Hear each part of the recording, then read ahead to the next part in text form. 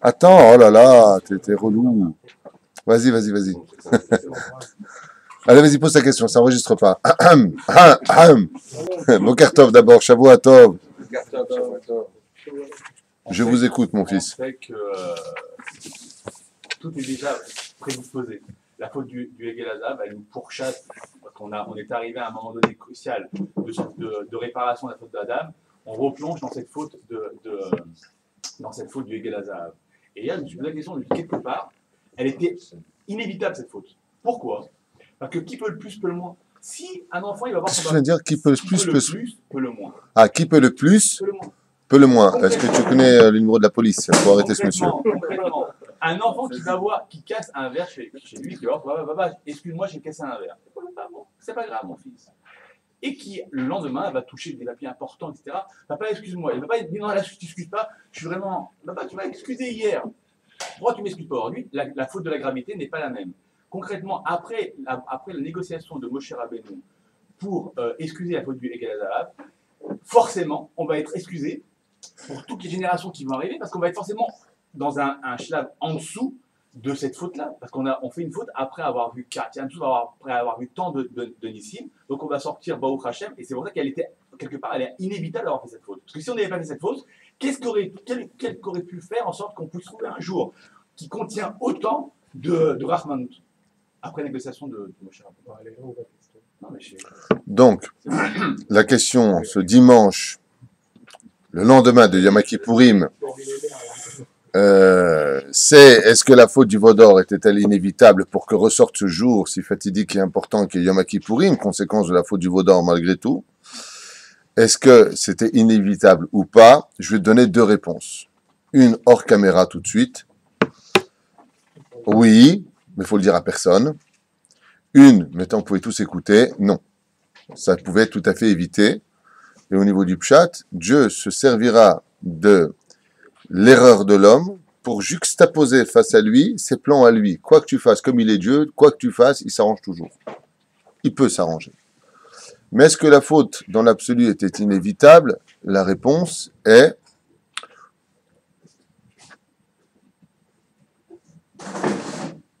si Dieu aurait vraiment voulu qu'on ne fasse pas cette faute, il ne nous aurait pas demandé de prendre de l'or en Égypte qui était imprégné de la Vodazara. Donc ça pouvait être considéré comme une ultime épreuve pour les enfants d'Israël. Mais d'une autre façon, bon, le processus c'est d'aller le plus vite, mais j'ai besoin que vous arrêtiez un peu l'histoire. Pourquoi? Parce qu'il y a beaucoup de nitzotzot, il y a beaucoup d'âmes juives qui par leur faute et leur déchéance morale ont été réincarnées dans des corps de non-juifs. Et s'il n'y avait pas eu la faute du Vaudor, il n'y aurait plus de convertis. Donc il n'y aurait pas eu de Torah orale, puisque cette Torah orale nous a été dévoilée par Rabbi Akiva en d'autres termes, et les plus grands convertis de l'histoire comme Ankelos et ainsi de suite. Donc la faute du Vaudor a permis à d'autres personnes de pouvoir nous rejoindre pendant ces 6000 ans d'histoire dans le peuple d'Israël et créer ce qu'on appelle le noyau principal du peuple d'Israël. J'ai nommé les convertis, ceux qui vraiment se convertissent par amour pour Dieu. D'accord? Comme on le verra avec Rabbi Meir. Et bien d'autres, qui sont tous des fils de convertis. Shmaya Avtalion. Donc oui, le Vaudor, en fin de compte, a été un bien-être, un bienfait pour certaines personnes. Mais tu sais, je vais te dire quelque chose, à quoi ça ressemble la faute du Vaudor. La Gemara nous dit, chaque fois qu'une personne prendra un médicament pour se soigner d'un problème, sache que ce médicament vient soigner le problème et rajouter un autre problème. Par exemple, trop de médicaments qui viennent te soigner, enfin, tu n'as plus de douleur, ça te bouffe les reins. Donc tu perds tes reins. Chas Shalom. Résultat des courses, quand une chose vient faire une chose, ouais, ça te répare ça, mais ça te bouffe le reste. Résultat des courses, il n'y a pas mieux que de laisser faire Hachem lui-même. C'est-à-dire, ne sois jamais le bouffon qui va servir dans les plans divins pour les mauvaises choses. Sois toujours celui qui régnera dans le monde de la Kedusha pour être celui qui apportera uniquement le bien, comme Moshe Rabbeinu, ou les femmes qui ont été intelligentes. Donc, dans l'absolu, est-ce que si on n'avait pas fait la faute du Vaudor, on aurait eu ce Yom Kippour? Oui, mais ce Yom Kippour aurait été différent. Parce que dans l'absolu de tous les absolus, Yom Kippour, normalement, dans les plans divins de la création divine, et je ne voudrais pas rentrer dans ces détails-là, normalement, c'était Tisha B'Av. Yom Kippour, si on n'avait pas fait la faute du Vaudor, aurait été Tisha B'Av. C'était ce jour-là qui était précisé exactement le jour de Yom Kippourim. Et ce jour-là, malheureusement, comme on s'est mis à pleurer et qu'on a fauté, on va engendrer une catastrophe avec la faute des Meraglim, donc des explorateurs, et on va pousser ce jour-là a une échéance beaucoup plus tard. Normalement, Tisha B'Av aurait dû être le jour le plus merveilleux de l'année juive. C'est pour ça que dans la Torah, c'est marqué en allusion. Betishi ou Be'aseri, Be'asor. Il y a marqué le 9 et le 10. Pourquoi tu parles du 9? C'est le 10. Parce qu'en réalité, le mot 9 dans la Torah vient faire allusion à Tisha B'Av, qui aurait dû être normalement le Yom Kippourim. Mais pour expliquer cela, il faut rentrer dans un shiur pour lui-même. Ce serait beaucoup trop long. Et en d'autres termes, voilà. Dieu, des fois, il a besoin. Je vais donner un petit peu un exemple, le Mahadavardomé. C'est un petit peu dangereux ce que je vais dire. Imaginez un homme qui est ici, puis il veut savoir si la voiture qui est garée, est-ce qu'il n'y a pas un mec qui vient lui mettre un PV. D'accord? Puis son fils, il commence à lui casser les pieds. Et puis il touche ses affaires. Et puis il commence à mal lui parler. Ah ben, l'occasion s'y prête. Je te demande d'arrêter. Arrête, tu vas aller au coin, près de la fenêtre là-bas. Je te préviens, arrête. Et le petit, ouais, ça va, tu vas pas commencer à me casser les pieds. Comme ça, tu réponds à papa, va au coin. Le petit va au coin. Bon, ben, puisque tu es au coin, regarde si on met pas en plus un PV à papa. Oui, papa. J'avais besoin que tu sois là-bas pour garder un PV, mais maintenant, je veux pas dire vas-y, le pauvre. Mais de toi, tu as décidé de me donner l'occasion de... J'en profite. Ça, c'est Dieu. Ce que je viens de te donner comme explication, c'est un mochméod. Je peux pas. Je vais dire quelque chose de terrible. Dieu avait besoin de quelque chose qui arrête le temps pour ne pas qu'il y ait le processus immédiat. Mais dans l'absolu. Et s'il y avait eu le processus immédiat, Dieu ne peut pas s'en sortir. Bevadaï qui s'en serait sorti. Dieu interverse les lettres comme il veut, il fait ce qu'il veut. Et quoi que l'on fasse, c'est toujours lui qui a le dernier mot. Parce que justement, lui est Dieu et que nous, on ne comprend rien. Voilà. Le Seigneur. David. Pourquoi toutes nos fêtes, pratiquement toutes, une grande part des fêtes, elles tombent le 15, 14 ou le 15 du mois? Il y a une signification à ça? Non. Oui. Pour simplement t'expliquer que la fonction du peuple juif appartient à deux systèmes qui sont en général reliés essentiellement au soleil et la lune. Le soleil n'apparaît jamais incomplet. Le soleil est toujours complet. L'équilibre du peuple d'Israël, c'est justement de relier le soleil et la lune, qui sont comparés dans la Torah, je te le rappelle, à Yaakov et Rachel. Puisqu'il est marqué, j'ai vu le soleil et la lune se prosterner devant moi, dit Yosef Hatzadik, à son père. Rachidi, il fait allusion à qui? À Rachel et Rosh Chodesh, les Hatzlacha. Rachel, c'est Resh, Het, Lamed. Rosh Chodesh, les Hatzlacha. La première mitzvah des enfants d'Israël était reliée au renouvellement de la lune. Donc, pour pouvoir avoir les deux complets, il n'y a qu'une date précise où on a vraiment, dans l'apogée le plus parfait, le soleil et la lune, dans leur totalité, c'est le 15 du mois. Car avant, elle monte et ensuite elle est en déclin. Donc, il nous faut constamment ces deux équilibres pour mener cela à bien. À part ça, je te rappelle que le 15 du mois, c'est Yudke, c'est le dévoilement de la Shekhinah dans le peuple d'Israël. Mais ce n'est pas tout à fait juste. Par exemple, pour ta question, Hanouka est le 25 du mois qui se lève. Nous venons de fêter Shavuot, il n'y a pas tellement longtemps, c'était le 6 du mois de Sivan. Oui. Alors, les fêtes principales, on va dire comme cela, se trouvent là-bas, comme Shavuot, qui n'est pas vraiment à sa place, en tout cas Pessah et Sukkot, on les trouvera à ces dates-là. Voilà. J'ai une question. D'accord, donc on ne fera pas Sukkot aujourd'hui, demain on poussera le cours pour Sukkot, à moins qu'on y aille, et puis dans le maximum, poser des questions sur Sukkot. Je vous écoute. Justement, voilà. C'est une question sur Sukkot, Yaakov, Baruch Haba. Ouais. Et j'en profite pour dire un grand Mazel Tov à Yaakov le long, puisque Baruch Haba, il vient d'avoir son petit-fils, Shah Tova. Chaque fois qu'un petit vient au monde, ou une petite vient au monde dans le peuple d'Israël, ça ramène la Géoula et le Melech HaMashiach. Ashrecha. Moi, je pose toujours la question, quand j'ai fait Teshuvah il y a plusieurs années, pourquoi Sukkot, il n'est pas après Pessah? Excellente question, et j'espérais que cette question soit posée. Je te dis la vérité. Ça me travaille toujours, chaque fois ça me revient. Excellente question. À faire le point là-dessus. Ça, j'ai dit excellente question, tu ne vas pas nous prendre à neuf. Excellente question. Le mec, il insiste, j'ai trouvé une bonne question. Alors, justement, je voulais dire que... Excellente question, Jacob. C'est rare qu'il te ravit. Je dis pas ça pour me faire remarquer. Non, mais je plaisante avec toi. Ah, bien sûr. T'as oublié ton numéro à Kippour. La question de Yaakov est une question qui est posée d'ailleurs par le Tour, à savoir pourquoi est-ce qu'on ne fête pas Sukkot, puisque Sukkot vient commémorer la sortie d'Égypte. Donc, si on est sorti le 15 du mois, quel rapport avec le mois de Tishrei, où on est 7 mois plus tard, déjà bien enfoncé dans le désert, en train de faire les Dourbières, après le don de la Torah. Donc, cette fête-là demande, et avant tout, une explication vis-à-vis de sa fête. Est-ce qu'elle est en son temps ou pas? La réponse qu'il nous donne est de dire que, étant donné que le but est de pratiquer les mitzvot Leshem Shamaim, eh bien, si on avait fait ça à Pessah, qui est une période de printemps, nous serions volontiers sortis pour nos plaisirs personnels. Donc, on m'avait posé la question à propos de Jérusalem. Vous remarquerez que dans la majeure partie des villes d'Israël, hormis le sud, je parle de Beersheba, elles sont toutes empreintes ou de ruisseaux, ou de mers, ou d'endroits agréables. Il y a un endroit sur lequel tu n'y trouveras rien, si ce n'est que de la spiritualité, si ce n'est que sa beauté un peu carte postale, c'est Yerushalayim. Et la Gemara pose la question, elle dit pourquoi il n'y a pas de fleuve à Jérusalem alors que c'est prévu que quand viendra Bezrat Hashem Mashiach, Yerushalayim sera fendu en deux et un fleuve s'écoulera. Alors puisque tu comptais mettre ce fleuve depuis le début, pourquoi tu ne l'as pas mis avant? La réponse de la Gemara, afin que les enfants d'Israël viennent vivre à Jérusalem uniquement les Shem Shamaim, qui n'est pas d'autre ta'anoug que de monter pour être près de Dieu, près du Kotel. Voilà. De la même façon, la réponse qu'il donne, il dit pourquoi c'est pas en cette période? Parce que sinon on ne serait pas sorti mais Shemnah, c'est pas sorti dans cette bonne période. Alors en printemps on fait Sukkot, ce serait génial. Oui, mais le problème qu'il y a, c'est qu'il faut que ce soit fait les Shem Shamaim. C'est une réponse qu'on se doit d'accepter vis-à-vis de la halakha. Nous allons donner une réponse beaucoup plus précise, même si tu veux une palette de réponses à cette question. Vous voulez plusieurs réponses? Ça vous intéresse? Très bien.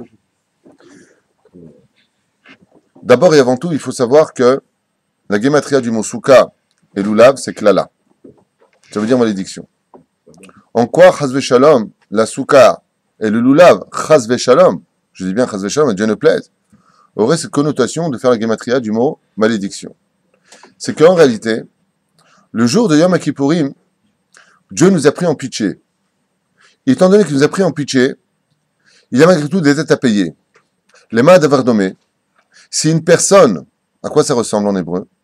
Si une personne demande à l'autre de lui pardonner, mais qu'il lui donne une somme d'argent, il dit, voilà, j'ai tardé à te payer, je te demande pardon. Je te pardonne. Mais ça veut dire quoi? Je te paye ou je ne paye pas? Oui, tu payes. Cette personne est chayav mita. Elle est condamnée à mort. Est-ce qu'elle est pardonnée de la mort? Oui ou non? Oui, tu ne mourras pas. Oui, mais d'accord, mais en attendant, paye ta dette.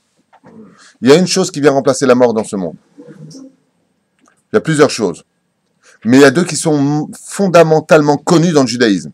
Chaque fois que tu déménages, ouais, et quand tu fais la tzedaka, dès que tu sors de Kippour, Habibi, prak, ça fait du mal au porte-monnaie. Faut acheter les loulavim, faut préparer la souka, faut préparer les fêtes, faut inviter des gens. Ça fait très mal. Cet argent qui est sorti en l'honneur de Dieu vient faire la capara de tes fautes. Oui, mais si tu es vraiment chayav mita, et si vraiment tu es condamné à mort, alors il y a marqué que chaque fois qu'un juif quitte sa maison pour aller ailleurs, il fait la caparade comme si qu'il devait mourir. Chaque fois que tu déménages, c'est comme si tu es mort. Pourquoi un déménagement est considéré comme une mort dans ce monde? Qu'est-ce que c'est quelqu'un qui meurt? C'est quelqu'un qui a déménagé de ce monde dans l'autre monde. C'est la comparaison entre les deux. Étant donné qu'on sort de Kippour, pour ne pas être chayav mita, pour ne pas être mis à mort, on déménage et on va faire de notre appartement un endroit temporaire et de laisser cette souka. Oui, on va faire cette souka al pikabala. Je donne deux explications, il y a tellement à donner par rapport à ta question, c'est pour ça que je disais que c'est une bonne question. Ça ressemble à un kever. Il y a deux endroits sur terre, on ne fera jamais la différence entre un riche et un pauvre. La tombe et la souka. Le riche qui soit dans une souka où il n'y a pas de différence, souvent tu trouveras des plus belles soukottes chez les pauvres que chez les riches. Ils vont prendre la même souka, combien ça coûte? 1000 shekels, les bars, les machins, trucs chouettes. Tu fais pas la différence entre un riche et un pauvre. Comme la tombe, ce sont les deux seuls endroits où tu vois la différence. N'importe quelle chose, tu vois la différence entre un riche et un pauvre. À la synagogue, la place, le président, le machin, truc chouette. Aval, dans la souka, kulam, shavim. Vous êtes tous pareils, comme dans la tombe. On va pas faire des murs en or pour un mec qui était riche dans une tombe. C'est la même terre, le même drap et la même circonstance. Donc, il va falloir qu'après Kippour, on envoie ces gens-là là-bas. Dans ce cas-là, tu viendrais me poser la même question en me disant, d'accord, ça répond pourquoi, au niveau du tikkun, de la réparation, la fête de Sukkot vient tout de suite après Kippour. Mais ça répond pas pourquoi on vient commémorer la sortie d'Égypte, qui selon Rabbi Akiba, c'est la fête des cabanes, et selon Rabbi Eliezer, c'est la fête des nuages. Oui.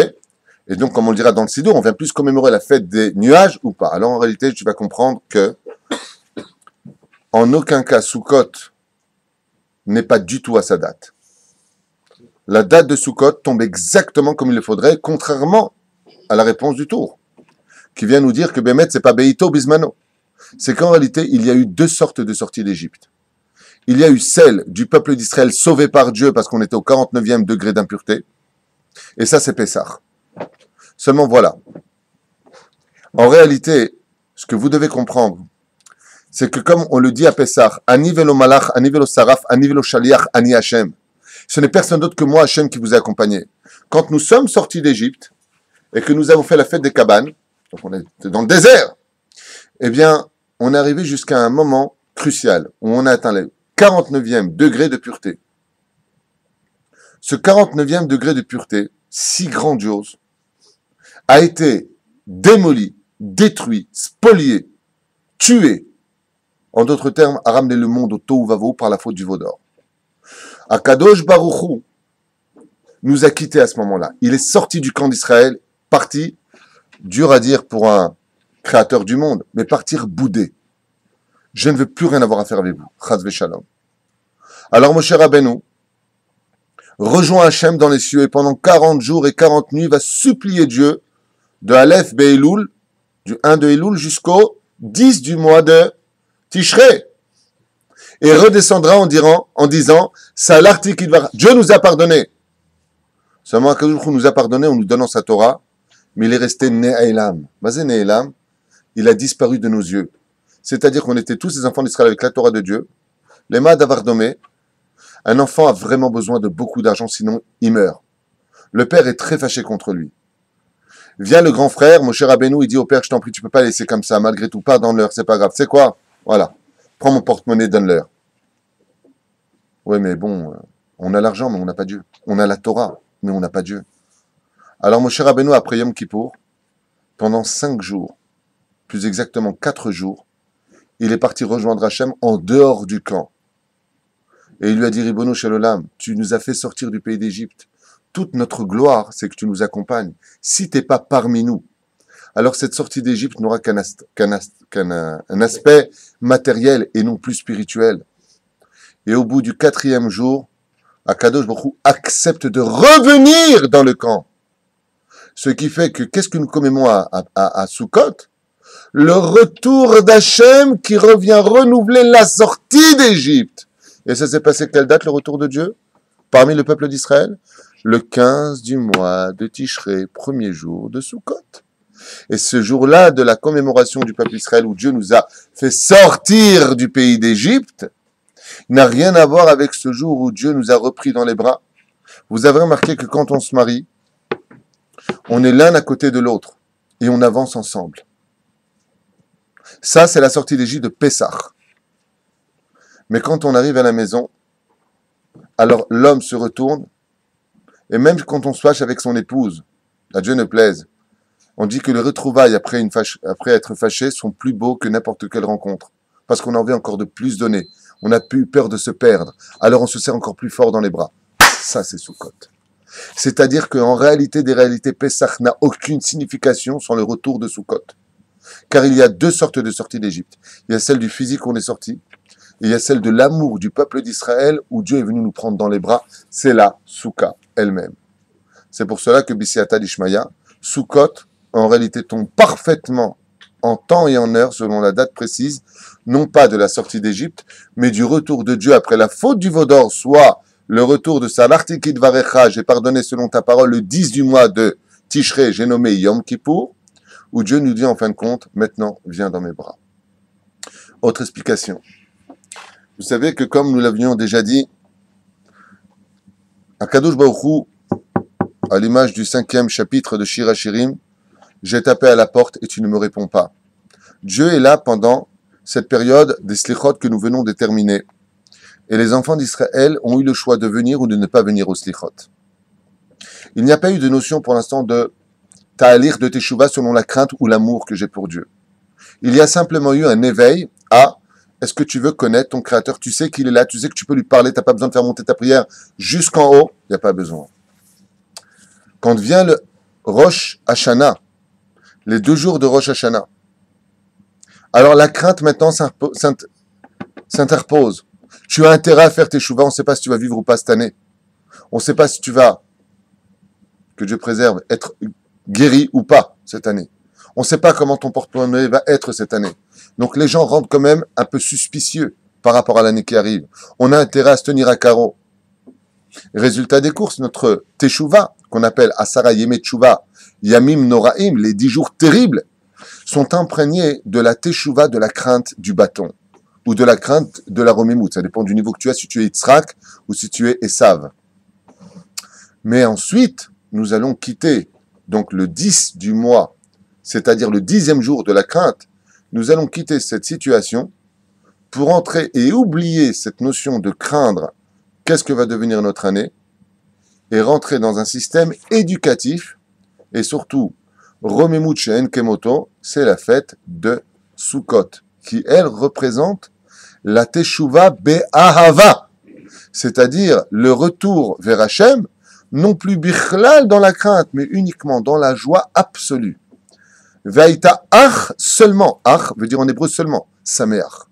Et comment tu peux être uniquement sameach dans ce monde qu'à travers le retour d'Hachem dans l'amour absolu.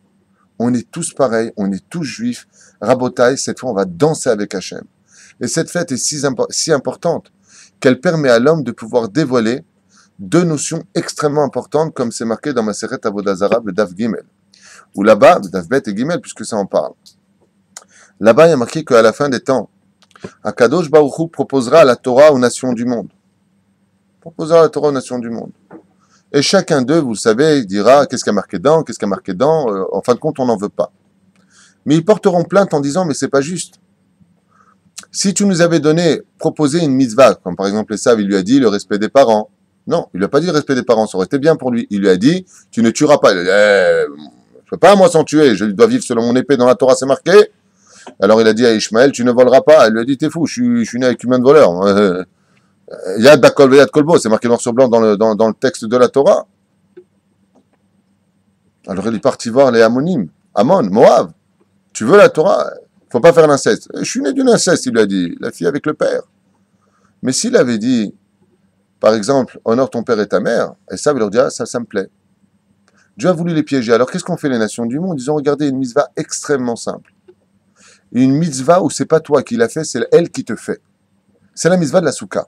Tu rentres dedans, tu fais rien, tu es rentré dans la soukha, tu restes dedans, tu accomplis la mitzvah. Un compteur de mitzvot d'ange blanc se met tout de suite en route pendant chaque seconde. Tac, tac, tac, tac. C'est des milliards qui rentrent sur ton compte spirituel. Ils ont dit, on veut cette mitzvah-là. Dieu leur a dit, très bien, faites une soukha. Il leur a fait une soukha. Et puis voilà que Dieu a sorti, d'un coup nous dit la Gemara, la bulle, il a sorti, écoutez bien ce qui a marqué dans la Gemara il y a 2000 ans, hein, un peu moins, il y a 1800 ans, 1700 ans. Il y a marqué là-bas, et Dieu sortira le soleil de son article, de son étui. Il y a déjà 2000 ans, on savait que le soleil était empreint d'une bulle de gaz qui provoquait l'émanation et l'explosion des rayons gamma, qui provoque aujourd'hui la chaleur jusqu'à notre système dans lequel nous vivons. D'accord? Alors que c'est quelque chose qui a été découvert il n'y a pas tellement longtemps par les scientifiques. Un enfant de 10 ou 12 ans, quand il étudie la Masechet Avodah Zarah, il apprend qu'il y a une bulle de gaz autour du soleil, c'est marqué chez nous. Il y a quand même 2000 ans. On est loin d'être en retard pour des primitifs. Petite parenthèse comme ça, pour ceux qui nous écoutent. Quoi qu'il advienne, il y a marqué que Dieu fera ceci et cela. En retirant, bien entendu, la bulle de gaz, qu'est-ce qui se passe sur la Terre? La Terre va monter à un très très haut degré insupportable. Et il est marqué là-bas que les nations du monde sortiront de leur soukha, fâchées, et donneront un coup de pied sur la soukha en disant à Dieu, t'as raison, on ne peut pas supporter. C'est une fête qui expulse, d'ailleurs je tiens à vous le dire dès maintenant, la seule fête qui n'a jamais pu être copiée par les nations du monde, toutes ont été copiées, toutes. Que ce soit Hanouka, que ce soit Purim, que ce soit, Kippour, toutes nos fêtes ont été copiées par les religions. Il y a une fête qui n'a jamais pu être copiée parce qu'elle ne peut pas être empreinte chez les goïms, chez les non-juifs. C'est la fête de Sukkot. Elle n'existe pas chez eux. C'est quelque chose qui ne peut pas exister parce qu'elle est anti-logique. À un point où seule la Emouna peut donner des réponses. Et vous savez que quand on a de la Emouna, on n'a pas besoin de réponse puisqu'on a de la Emouna. Ouais. Donc automatiquement, comme c'est marqué dans le Zohar, Tzila dimhemenuta, c'est la fête de l'ombre de la Emouna. Seul celui qui a de la Emouna va vivre dans une souka. Si tu vas vivre dans une maison de Robinson Crusoe, quand tu as une villa jusque-là, il faut être débile pour y aller. Et ça, les goïms ne peuvent pas comprendre. Que nous vivons dans un monde temporaire. Mais c'est un sujet que j'aimerais développer autre, hormis question, quoi. Quoi que si on ait le temps, pourquoi pas. On verra. Qu'est-ce que ça vient nous enseigner par rapport à ce que nous avions dit à propos de l'amour de Dieu? Vous savez que Hachem, Yud Ke Vav Ke, son nom, on peut le lire, mais on ne peut pas le prononcer. Quand on parle au niveau du Pshat dans la Gemara, au niveau de son premier niveau de compréhension, en disant Dieu sortira là le soleil de sa bulle de gaz, vous avez parfaitement compris qu'on parle de quelque chose de Pashtani, au niveau du Pshat. Au niveau du Sod, au niveau de la profondeur de l'étude, on ne parle pas du tout du système solaire, ni de la Lune, ni de ce que nous pourrions découvrir dans l'atmosphère, ni dans l'espace. Nous parlons là-bas, en réalité, d'un nom qui brille plus fort que le soleil. J'ai nommé le nom de Dieu, le tétragramme Yud Ke Vav Ke. Et est-ce que ce Yud Ke Vav Ke, est-ce qu'il a un article, est-ce qu'il a un habit, est-ce qu'il a un étui? Absolument. Et comment il s'appelle cet étui? Aleph Dalet Nun Yud. Car tu ne peux pas prononcer le nom de Dieu tel qu'il est marqué, mais tu lui donnes un habit. Donc, si je dois le prononcer, comment c'est marqué dans les Tehillim 119, Baruch Ata Adonai, Lamdeni Chukecha. Je finis le verset. Ouais. Mais le nom que je viens de prononcer, c'est parce qu'il y a marqué. C'est marqué Yud Ke Vav Ke. C'est marqué Yud, après He, après Vav, après He. Pourquoi je ne peux pas le prononcer? Parce qu'on est trop impur pour le prononcer. On n'a pas le droit de le prononcer. Si vous regardez bien, combien ça fait quand je mets les deux ensemble? 26, c'est Yud Ke Vav Ke. 65, c'est Aleph Dalet Nun Yud, tel que je le prononce. 65 et 26, ça nous fait combien en Gematria? 91. Gematria Souka. Quand je rentre dans la Souka, je rentre dans l'antre d'Akadosh Baruch Hu. Et là-bas, Dieu, quand tu rentres à l'intérieur, l'extérieur représente le Shem Adnout, et vous avez 4 murs dans la Souka. Ces 4 murs représentent Yud, Ke, Vav et Ke. Tu rentres dans le nom divin. C'est pas toi qui viens vers la Mitzvah, c'est la Mitzvah qui te prend tout entier. Ça, c'est la force de la Souka. Et pour cela, il faut uniquement de l'amour. Parce que pour entrer dans les bras du Créateur, qui dit se prendre dans les bras, parle de notion d'amour, car la crainte, automatiquement, exige une distance. Garde tes distances, sinon il n'y a pas de crainte. Quand la proximité explose, et qu'il n'y a plus de proximité, il y a un engendrement entre nous deux, c'est qu'automatiquement, on fait l'amour. Et la fête de Sukkot, quand on a quitté maintenant le degré de la crainte, Dieu vient nous dire, fais attention, il y a un degré beaucoup plus haut que de me craindre, c'est de m'aimer très fort. Viens et prends-moi dans les bras, ou plutôt viens, que je te prenne dans les bras. C'est pour ça que les Chachamim nous disent, quand on achète un appartement, n'oublie jamais de bien vérifier ta chambre pour ta femme, bien entendu, et toi, parce que là-bas, il faut vérifier qu'il y a la buanderie, la salle de bain privée, et bien entendu, les lustres de grande valeur. Mais est-ce que tu as pensé à fabriquer un endroit où pendant 7 jours, tu seras dans la chambre de ton créateur? C'est ce que dit Rabbi Yehuda Tzadkaït. Il dit, quand tu viens prendre un appartement, n'oublie pas de vérifier que tu as pris une mirpeset, un balcon, où tu pourras fabriquer ta souka. Parce que ces 7 jours de rencontre avec Hachem sont uniques dans l'histoire. Et donc, on a placé Sukkot pour élever l'homme de l'état de crainte divine à amour d'Hachem. Et pourquoi entre les deux? Car on a dit tout à l'heure que celui qui fait teshuva dans la crainte se doit automatiquement de rembourser ses dettes, mais il est pardonné. Mais s'il fait teshuva dans l'amour, il n'a plus rien à payer. Donc Sukkot, en réalité, c'est la machine à laver qui viendra rendre tous nos anges noirs des anges blancs. Et cela, c'est un signe d'amour hors du commun. Pour Be'ezrat Hashem, rentrer dans cette Souka. Il y en a qui disent qu'une fois qu'est passée la fête de Yom Kippourim, le Satan ne peut pas intervenir le jour de Yom Kippour, il n'a pas sa place dans cette journée. Alors il cherche l'homme dans la maison. Et il ne le trouve pas dans sa maison. Et comme il ne peut pas pénétrer dans la souka, car la souka, comme on a dit tout à l'heure, 91, c'est la guématria du Shem Adnout et Shem Havaya, les deux noms divins. C'est aussi la guématria du mot Malach, ange. Donc, il ne nous perçoit plus comme des hommes, mais comme des anges, quand on rentre dans la soukha. C'est aussi la guématria du mot Amen. Et Amen veut dire que rien ne peut t'arriver car tu as la Emouna, le tampon d'Hachem qui est gravé sur toi. Seulement voilà, le Satan, lui, il arrive toujours à nous embrouiller. Toujours. Comment est-ce qu'il arrive à nous embrouiller? Rabbi Nachman de Breslev nous dit, qu'est-ce qui permet à un homme de fauter? C'est que le Satan arrive à lui persuader qu'il est là pour l'éternité, qu'il ne mourra jamais. Qu'est-ce qui l'aveugle dans ce monde? Le monde de la matérialité, pour laquelle il perdra toute sa vie à courir après la matérialité, au lieu de s'occuper de l'étude de la Torah, en comprenant que le monde dans lequel nous vivons n'est que le tremplin qui nous permet de mieux vivre notre service divin. Sur ce viendront 7 jours prouver à l'homme qu'on peut tout à fait se suffire de très peu et de se rappeler que tôt ou tard, nous-mêmes, nous partirons de ce monde. C'est pour cela que qu'est-ce qu'on met dans la soukha? Que des choses qui sont temporaires. Des chaises en plastique, une table en plastique, des choses qui pourront résister un peu à la pluie. Et on te dit, tu dormiras là-bas, tu mangeras là-bas, tu boiras là-bas, tu vivras là-bas, où tu es dans ta maison. Et est-ce qu'on va le faire? Oui. Est-ce qu'on l'aura bien fait? Oui. Dieu il te dit, tu vois, la vie, combien elle dure sur terre? Ad shenotanu bahem shivim shana, 70 ans de vie. Bon, c'est 70 ans de vie. Tfadal. 70 ans de vie, c'est l'image que Dieu nous donne sur les 7 jours, qui sont représentatifs des 7 jours de la création du monde. Ou plus exactement des 7 séphirotes qui s'y trouvent. Ouais. Et on te dit, regarde, comment tu as vécu dans la soukha? Franchement, c'était génial. On a mangé, on a fait le machin, Nous, tu vois, il n'y a pas besoin d'avoir tellement de luxe dans la vie. Donc ça, c'est une réponse pour notre Yetzerara. En lui disant, après quoi tu cours? Après quoi? Ouais, mais d'accord, attends, 7 jours, c'est pas une vie entière. Mais le problème qu'il y a, c'est que quand tu arrives à la fin de ta vie, tu te rends compte que tu t'es fait arnaquer.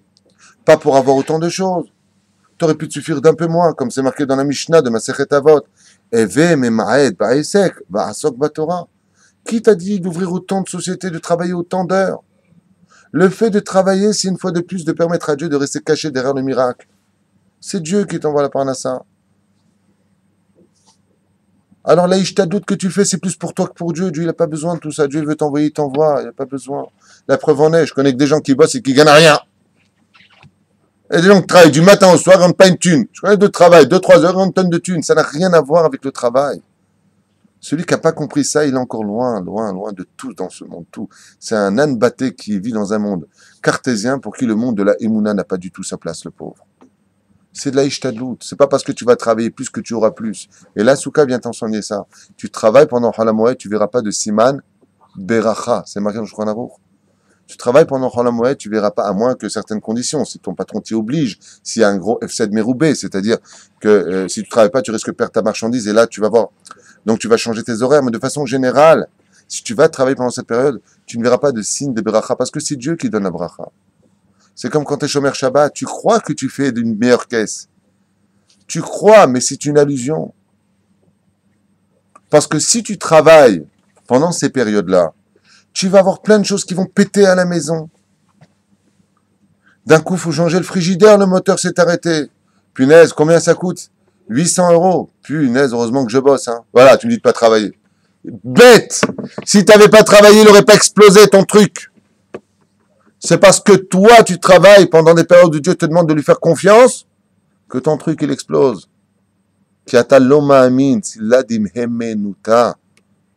Fais confiance en Dieu, c'est lui qui a les clés. Il y a marqué dans Masechet Ta'anit, Badav Bet Amud Bet.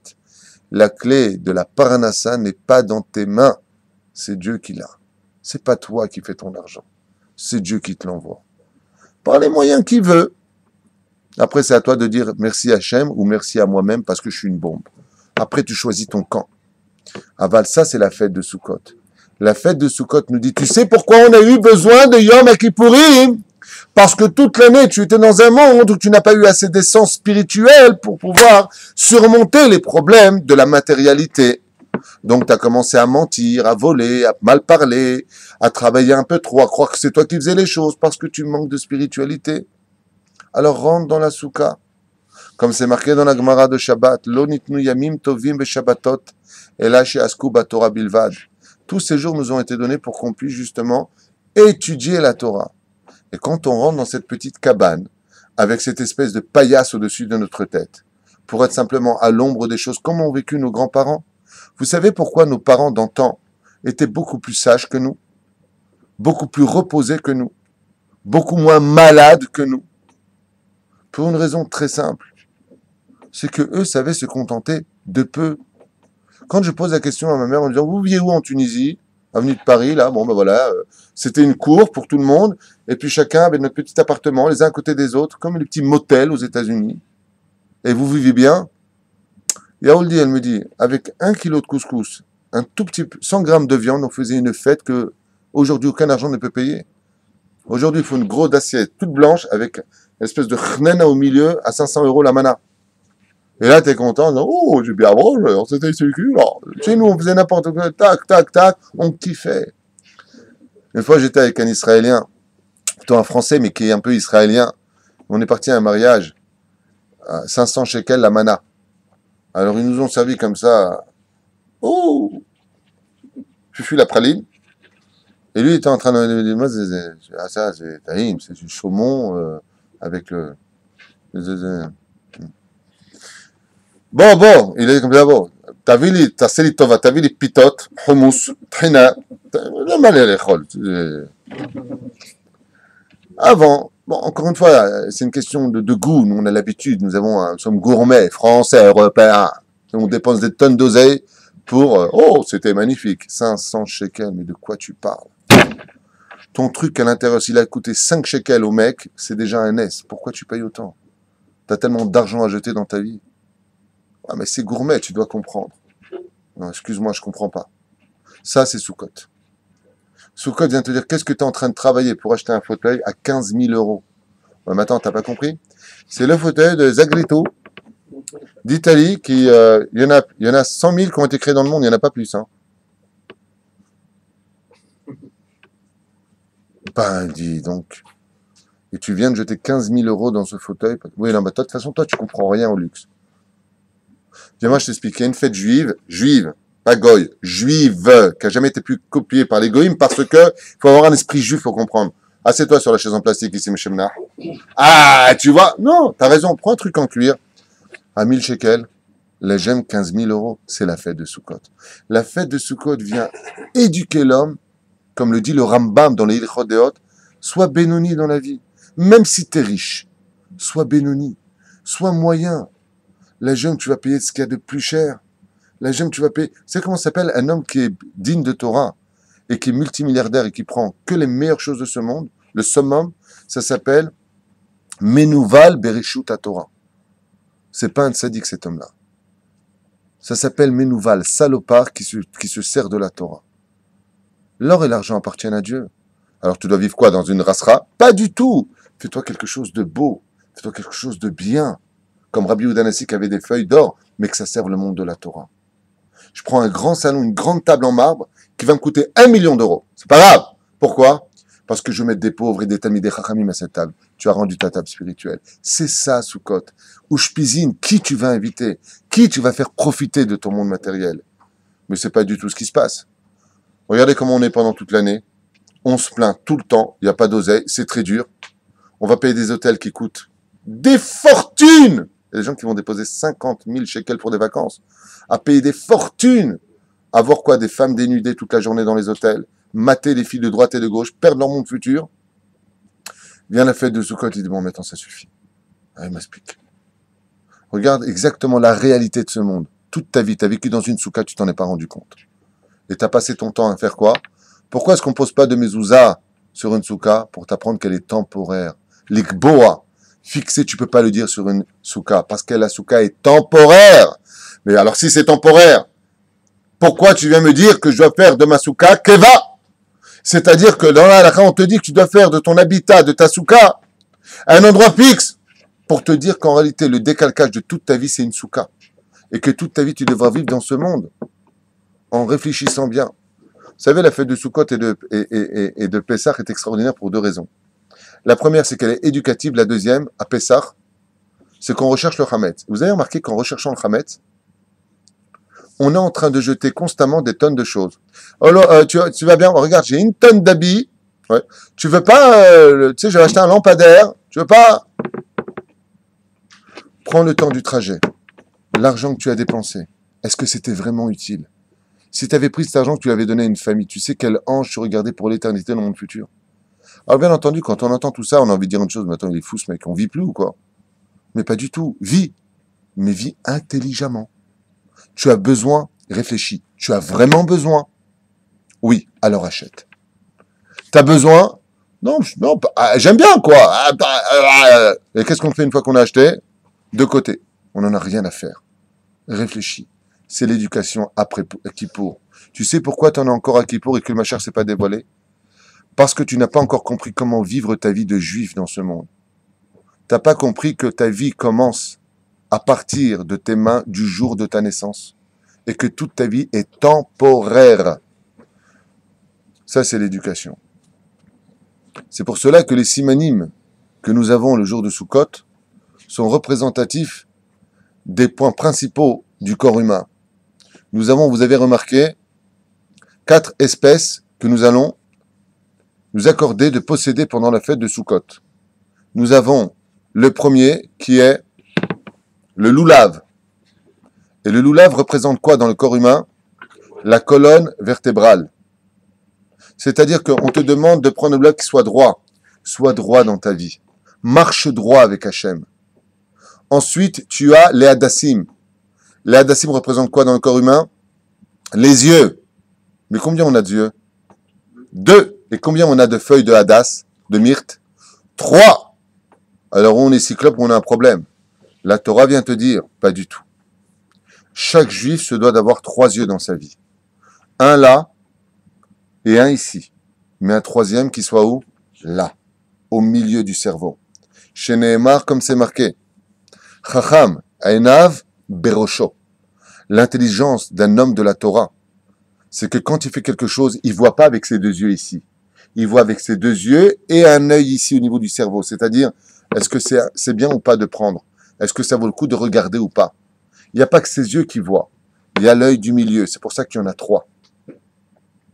Qu'est-ce que représentent les 2, ce qu'on appelle les 2 feuilles de chaque côté, les haravot? Comment ça s'appelle haravot? Les saules pleureurs, je crois, des feuilles de saules pleureurs. Ouais. Elles représentent les lèvres. Est-ce que ça valait le coup de tant parler, de dire de bêtises toute l'année, de tellement de lachonara, de tellement de kin'a, de sinatrinam, tellement de mauvaises choses avec mes lèvres, de nivoulper, de s'octroyer le droit de dire qu'aujourd'hui, de dire MERDE, eh bien c'est culturel, c'est pas grave. Mais qui t'a dit que c'était pas grave? Parce que si c'était si peu grave à tes yeux, si je te traite de ça en te disant tu n'es qu'une MERDE, pourquoi tu te vexes? C'est pas grave, c'est culturel. C'est quand ça t'arrange, ça s'appelle nivoulper. C'est pas joli. Donc, on a besoin d'éducation. Fais attention à ce que vont manger tes lèvres. Et fais surtout très attention à ce que vont sortir tes lèvres de ta bouche. Et pour finir, qu'est-ce qui nous reste? Le hétrog. Il représente quoi dans le corps humain? Le cœur. C'est-à-dire, fais attention. Le hétrog, je t'abarre chez mon lahad, il a un bon côté. C'est un bon fruit. Il dégage, Baruch Hashem, des choses positives. Mais si tu ne sais pas le travailler, le hétrog, il est amer. Avec du hétrog, on fait quoi? De la confiture, il faut mettre du sucre, il faut mettre de la Torah, il faut mettre ce qui est matok. Fais attention parce que ton cœur est empli d'Yetzerara. Donc il va falloir travailler ce hétrog. Et le maintenir, le midatadin, c'est la main gauche. On tient le lèvre dans la main droite et on tient le hétrog dans la main gauche. La midatadin doit tenir le cœur. Fais attention à ton cœur, ne suis pas ton cœur. Fais le bien comme il faut. Vous avez remarqué pourquoi on prend cela? On prend cela pour nous éduquer pour toute l'année à marcher droit, voir des choses intelligentes, parler des choses convenantes et surtout contrôler notre cœur et ne pas se laisser contrôler par le sentiment de notre cœur à faire n'importe quoi. Ça, c'est pourquoi on démarre dans la soukha le fonctionnement de toute l'année. Mais ce n'est pas que fini. On est venu dans ce monde pour réparer aussi 7 portes. Il y a 7 portes à réparer qui correspondent au Sheva ou Shpizin, les 7 invités que nous avons, qui sont représentés, comme vous le savez, par Abraham, Yitzhak, Yaakov, bien entendu, Moshe, Aaron, Yosef et David. Très bien. Ces 7 personnages ont réparé, eux, d'autres portes. Il n'y a pas eu d'autres tzadikim que Rabbi Chia et Ubanav n'est pas considéré comme Abraham et ses 2 fils. C'est Yitzhak et Yaakov. Si. Mais quelle différence entre eux et les autres? C'est qu'eux sont venus réparer les portes de ce monde par lesquelles nous n'avons pas travaillé Hachem comme on aurait dû le faire. Abraham est venu travailler le monde dans le chesed. Ouvre ta porte. Vous savez que la nature du juif, parce qu'on est rempli de Yetzer Hara, est de toujours regarder ce que l'on rentre, ce que l'on sort, jamais ce que l'on rentre. Qu'est-ce que je dépense? Puis là, j'ai dû payer les factures, j'ai payé plein d'impôts. Et à Baba, ta guide Toda que tu as pu payer. Et si tu as plein d'impôts à payer, c'est que tu as rentré beaucoup d'argent. Enfin, à l'époque, aujourd'hui, ils sont devenus fous en France. Mais de façon générale, on regarde jamais ce qu'on rentre dans ses poches. Prenez un stylo, regardez ce que vous avez rentré, vous prenez les dépenses et vous verrez qu'il y a de quoi dire merci à Dieu pour tout ce qui est rentré. De la même façon, Akadosh Baruch Hu, il veut que tu rentres dans ta souka pour mieux sortir de ta souka. Donc, en d'autres termes, on se doit d'avoir les ushpizin. La mida de Chesed, c'est Abraham Avinu, le premier soir. Ensuite, qui on reçoit? La mida Tadin. On a été trop cool, on a mal éduqué nos enfants, on leur a tout donné comme n'importe quoi pour se débarrasser d'eux. Alors, on a un mida Tadin qui revient un petit peu, se faire un peu violence, se lever le matin, fixer un temps d'étude à la Torah. Ça, c'est Yitzhak. Pourquoi on appelle Yitzhak mida Tadin? Normalement, on aurait dû l'appeler Kaas. On aurait dû l'appeler Atzuv. Midatadin, c'est dur. On l'appelle Yitzhak parce que le Midatadin ne peut se vivre dans ce monde que quand tu es Yitzhak. Quand tu as le sourire, alors tu peux être Midatadin. Sohek, Mishet Sohek Acharon. Rira bien qui rira le dernier, c'est la justice de Dieu. Car quand la justice est faite, alors on peut tous sourire. Ensuite, c'est Tiferet, l'harmonie des deux. Yaakov vient et on le reçoit. Est-ce qu'on a arrangé l'harmonie? Est-ce qu'on a été chesed comme il fallait? Est-ce qu'on a été justement din quand on les fallait? Rigueur? Est-ce qu'on a été les deux? Ensuite, on va recevoir Aaron, Moshe. Moshe, c'est Od, Netzach, Lomeshane. C'est la splendeur d'Akadosh Baruch Hu, Netzach, l'éternité. Réparer les choses, se battre pour un monde. Ze'alim ve'anveu, Ze'eli ve'anveu. Les meilleurs mitzvot pour Dieu. Tu achètes des belles choses pour Dieu, le plus grand étrog, pas le plus grand, le plus beau étrog. Les meilleures choses pour Hachem. Que toutes tes actions aient un sens pour l'éternité, c'est Aaron, Netzach. Netzach, ça veut dire quoi? L'éternité. Ça veut dire, en d'autres termes, ce qu'on te demande, c'est que les actions de ce monde aient une répercussion pour qu'après ta mort, ça continue. Ensuite, tu as bien entendu le Ikar, Sfirat à Yesod. Yesod, c'est Yosef Hatzadik. Fais attention à Shmirat Abrit parce qu'on sait que la Souka vient laver des fautes de la Brit Mila. Et ensuite, on a la Malchut, le Shabbat, David Amelech alav shalom. Donc, quand on est capable de réparer tout cela, en d'autres termes, qu'on est Chesed, on fait la Tzedaka pour toute l'année, c'est l'éducation de Sukkot. Après Kippour, pour pas recommencer. Ensuite, qu'on ait rigueur avec soi-même. Chamaïste pour soi-même, mais un peu plus illéliste pour les autres. Hillel, plus doux pour les autres, mais plus dur pour soi-même. Ensuite, qu'on a l'harmonie des deux pour créer une famille équilibre. Ne pas être un homme sous sa femme, mais ne pas être un ogre sur sa femme.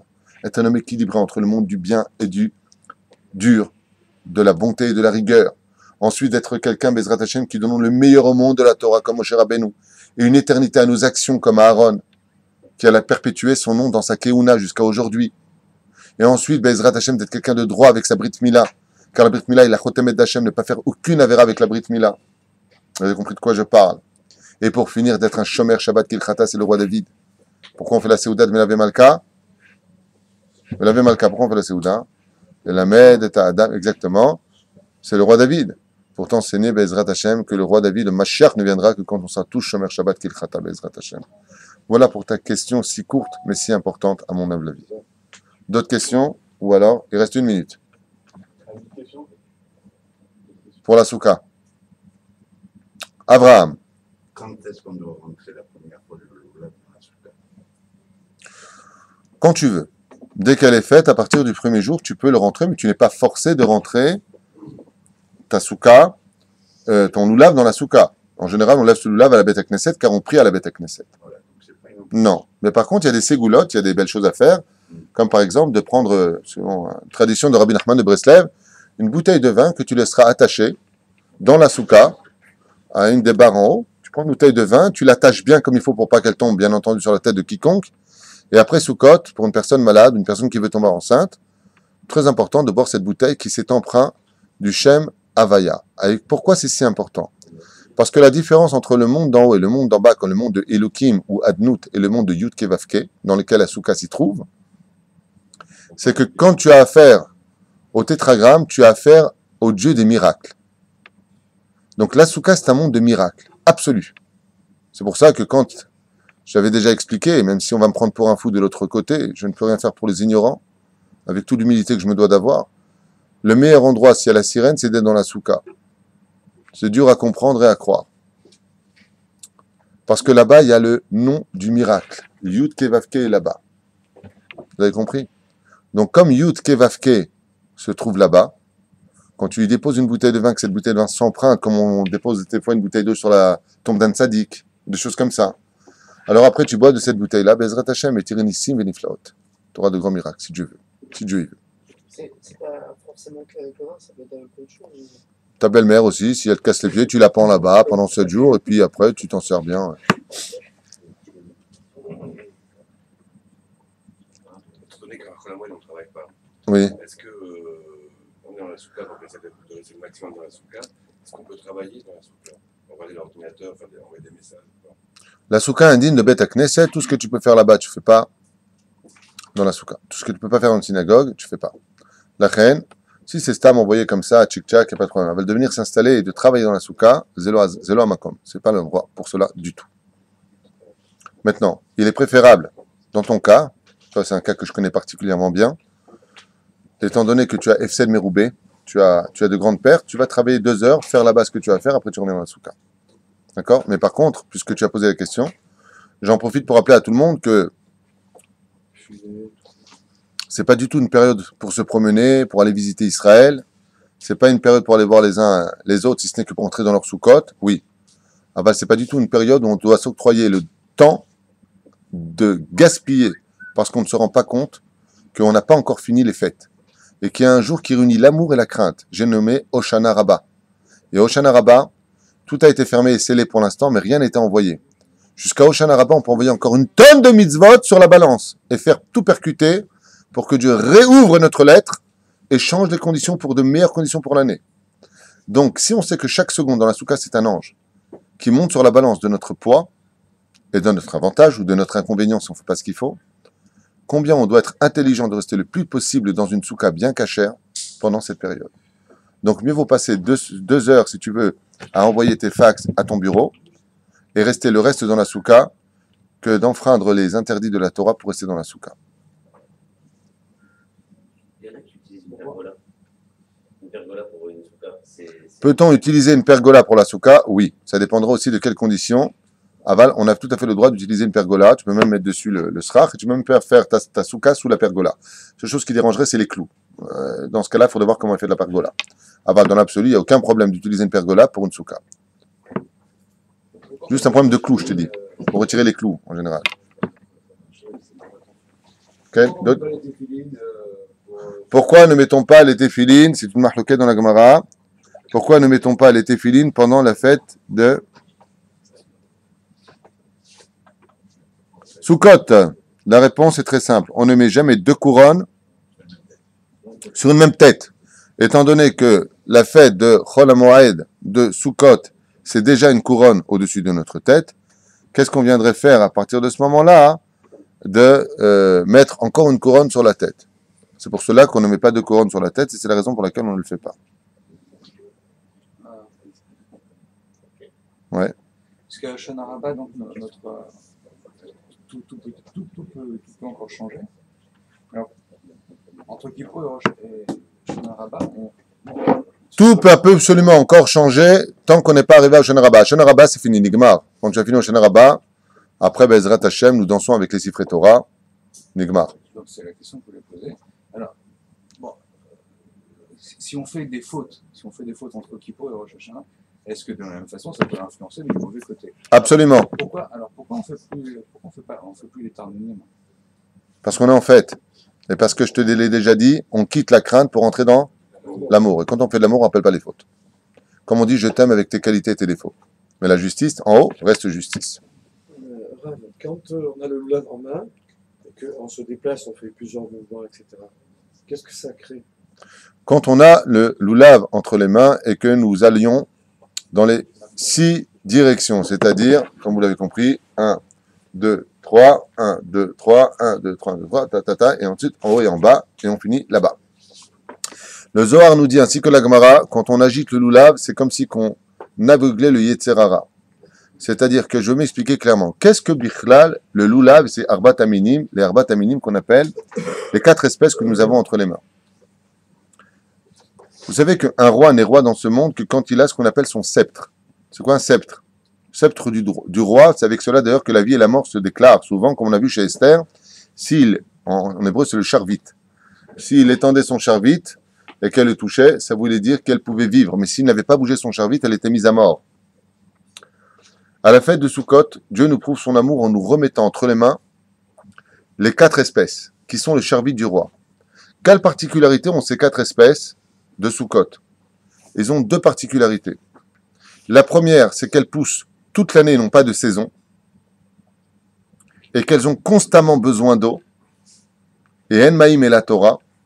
Et la deuxième, c'est que dans ce monde, comme nous le dit la Gemara, tout ce qui existe sur terre est dirigé par un ange, comme c'est marqué, chaque herbe est frappée par un ange qui lui dit pousse, pousse, pousse. Chaque chose, ce micro, mon portable, ce livre, s'il existe, c'est parce qu'il y a un ange qui le maintient. Et qu'est-ce qu'un ange? Une idée de Dieu quand elle s'accomplit dans ce monde. Comme ça expliquait le Rav Kook à la Vachalov. Il y a juste 4 choses dans ce monde qui n'ont aucun ange qui les dirige. C'est le loulav, le hétrog, les hadassim et les haravot. Il n'y a aucun ange qui les dirige. C'est Dieu lui-même qui en a fait son propre jardin. C'est-à-dire si un jour vous voulez faire chez vous, si vous avez la possibilité de faire une jardinière, un petit jardin dans votre maison, je ne sais pas si vous avez cette possibilité, et que vous voudriez avoir exactement le même jardin que Dieu lui-même, c'est pas compliqué. Vous y déposez Etz Tamar, c'est Dieu qui s'en occupe. Les haravot, aidez-moi, le sol pleureur, c'est Dieu qui s'en occupe. Vous y déposez les myrtes, c'est Dieu qui s'en occupe. Et un etrog, un arbre de etrog, c'est Dieu qui s'en occupe. Ces 4 espèces-là n'ont aucun ange qui les dirige. C'est le roi des rois lui-même. Et c'est ce que Dieu nous remet entre les mains. Ce qui fait que quand on les agite, on agite quoi? On agite le sceptre du roi des rois, qui avec ce sceptre donne les ordres à tous les anges comme positifs et négatifs. Ce qui fait que quand nous on l'a entre les mains, les démons, les anges les plus maléfiques de ce monde, n'importe quel ange, y compris le Satan, nivral. Et donc qu'est-ce qui se passe? On brouille les pistes. On leur fait peur. Comme c'est marqué, le loulav est comme une épée entre les yeux du Satan. Voilà. Donc on brouille les pistes. À part ça, il y a d'autres explications. Il y a Vada, une bracha, et puis à part cela, ça prouve bien qu'on est les fils du roi des rois. C'est pour cela que cette fête ne peut pas être prise par un autre. J'avais expliqué pendant la fête de Kippour hier. J'avais expliqué pendant la fête de Kippour que il y a un juif comme ça qui prenait l'avion pour aller au Brésil, et puis il y a eu, il y a eu donc ce goy, ce Brésilien comme ça, qui a entendu que l'autre était juif parce qu'il lui disait qu'il vivait en Israël, et il s'est levé tout de suite en disant à son copain, viens, je vais te montrer un fils de Elohim, un fils de Dieu. Il lui a présenté cet Israélien. Et il lui a dit, mais pourquoi vous dites ça? Il dit, mais nous on sait que vous êtes les fils de Dieu, vous les juifs. Et ce qui définira réellement notre position, c'est d'Afka, cette fête qui n'a jamais pu être copiée par aucune religion dans le monde, celle où les juifs possèdent sur eux le or aganous par le talit, et quand ils secouent ces arbat aminim, ces 4 espèces qui sont le sceptre du roi. À qui est-ce qu'un roi pourrait-il donner son sceptre, si ce n'est qu'à son fils? Heureux le peuple d'Israël d'avoir été choisi par Dieu. Mais n'oubliez pas un détail, il faut surtout en être digne, et c'est le travail de Sukkot. Kol Tov.